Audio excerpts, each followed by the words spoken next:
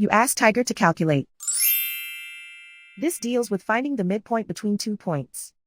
The midpoint between the 2 points is 7, 9.5. Let's solve it step by step. Plot the 2 points and calculate the midpoint using the formula. The coordinates of point 1 are x1 equals 3, y1 equals 2. The coordinates of point 2 are x2 equals 11, y2 equals 17. PM represents the midpoint of the 2 points.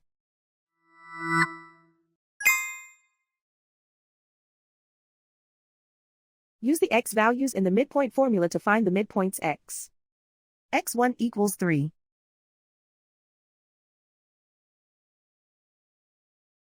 x2 equals 11.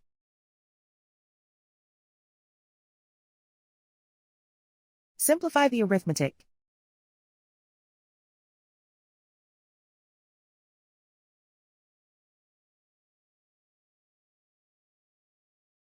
Use the y values in the midpoint formula to find the midpoints y. y1 equals 2.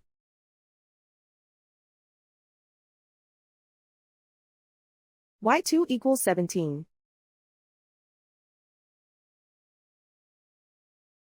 Simplify the arithmetic.